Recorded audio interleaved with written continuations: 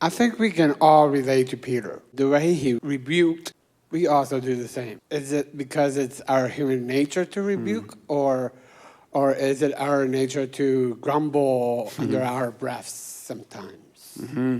I think you're exactly right, Jason. I think this is one of the key points of this story that I wanted to bring out, is this idea that Jesus keeps confronting us in all of our lives over and over again with the way of peace. And we push back against that because it feels scary. It feels scary to serve each other. It feels scary to sometimes set aside what we want. And it certainly feels scary sometimes to follow the path of Jesus, knowing what it goes through and what it leads through the cross, even if we really do trust on resurrection on the other side. And so that's what we keep coming back to, is this call to renew our hearts, this call to pursue the way of peace, this call to give ourselves away in service of each other. What do we think about this theme of fear that appears to be in Mark, with the disciples here, with Mary after the cross? What's going on there?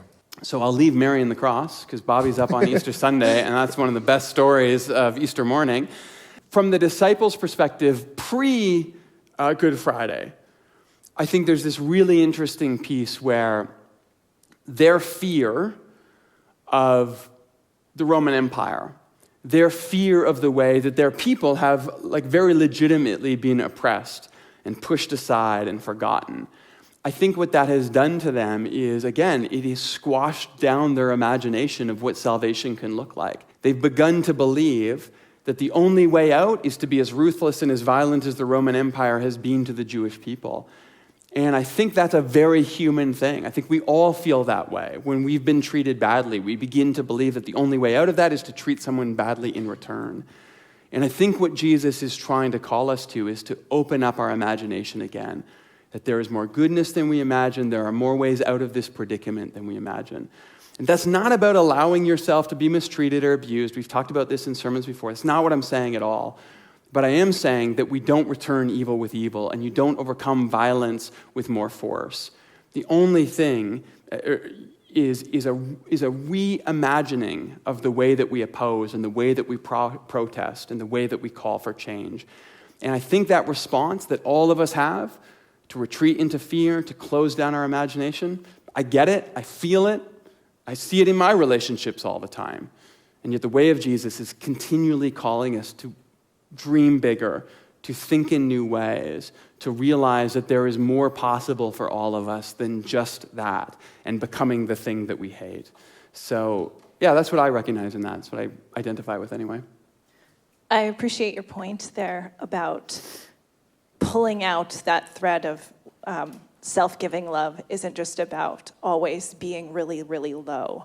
I think sometimes when you hear this call to self-giving love and you're in any kind of situation which makes you feel like something has you underfoot, that this week, Holy Week, reminds you of the one who meets you there and raises with you in your liberation. So I really appreciate that point. But about fear,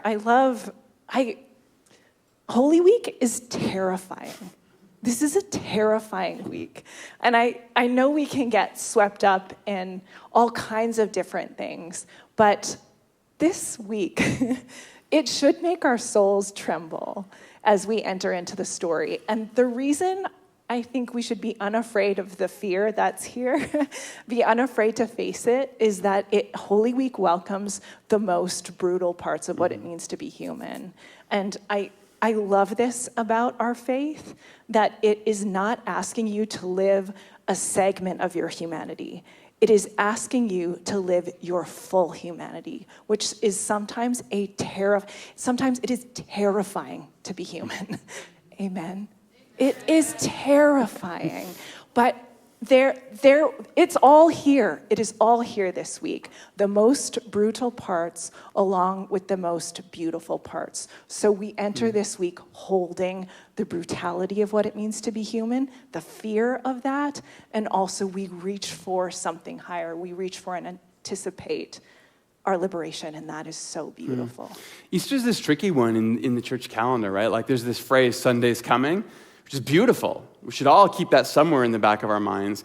And yet to really experience Easter well, you can't jump to Easter Sunday. You have to go through the Passion Week, and you have to go through the Stations of the Cross. And I don't mean you have to come here and go through them, but you have to go through that story, and you have to feel the depths of Good Friday. Like, that's all part of it.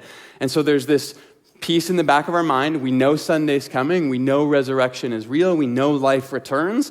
And yet at the same time, we have to be present to the death of it as well this week. And that's a tough one to do sometimes. We're not good at holding those balances sometimes. So I love that, Bobby. So try and keep that in your mind this week as you make your way through Holy Week, as you make your way toward resurrection.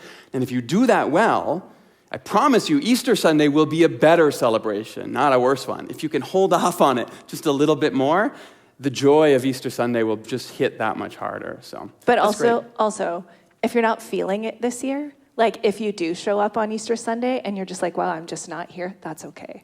Like, that's okay. That's why we come back to these stories every single year. Maybe this year won't be your Easter, but I think the next one could be.